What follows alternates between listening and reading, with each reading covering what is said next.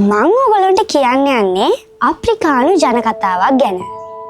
ඔන්න එකෝමත් එක රටක ලස්සන වනාන්තරයක් තිබ්බා.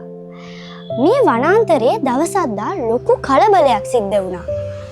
ඒ තමයි එක පාටම ගින්නක් ඇති වෙන්න පටන් ගත්තා. මේ කැලෑවේ ඉන්න සත්තු හැමෝම බය වෙලා දුවන්න පටන් ගත්තා. හැබැයි ඒගොල්ලන් දුවලා මේ ගිනි ගන්න කැලෑව දිහා පැත්තකට වෙලා බයෙන් බලාගෙන හිටියා. එක පැණිකුරුල්ලෙක්, චූටි පැණිකුරුල්ලෙක් මේ ගින්න දිහා බලලා වෙනස් විදිහට හිතලා ඉක්මනින් ක්‍රියාමාර්ගයක් ගත්තා. එයා ළඟ තිබ්බ විලක් ළඟට ගිහිල්ලා එයාගේ පුංචි හොටෙන් බින්දුව ගානේ ගෙනල්ලා මේ ගිනි ගන්න කැලේ මැදට ඒ වතුර බින්දුව ගානේ දැම්මා. මෙයා මේ විදිහට කර ඉඳිද්දී මේ අර පැත්තකට වෙලා බලාගෙන හිටපු සත්තු ටික කිව්වා, අයියෝ පැණිකුරුල්ලෝ, ඔයා ඔය වගේ බින්දුව ගානේ වතුර පොඩ්ඩක් ඉස්සා කියලා මේ ලොකු මහා කැලයක් නිමෙන්නේ නෑ.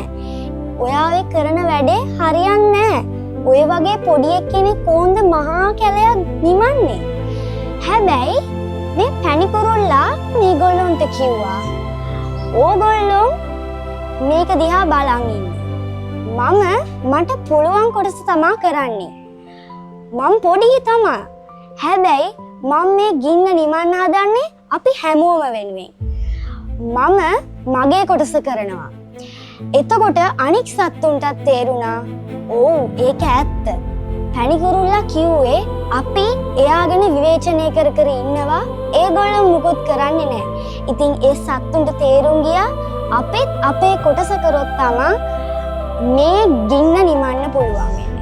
ඉතින් මේ පැණිකුරුල්ලයි අනික් හැම සතෙක්ම ඒගොල්ලන්ට පුළුවන් විදියට වතුර ගෙනල්ලා මේ කැලේ ලස්සන්ට නිමලා කලින් තිබ්බ කැලයක් වගේම ඒගොල්ලොන් වැඩේ කරා. එඩියුනේෂන් ශ්‍රී ලංකා එකේ අපි මේ වගේ ලස්සන ආදර්ශමත් කතා කියනවා. ඉතින් ඕගොල්ලන්ටත් පුළුවන් මේ වගේ ලස්සන ආදර්ශමත් කතා කියලා අපිට එවන්න. මේ කතාවලින් හොඳම කතාවට අපි ටැබ් එකක් දෙනවා.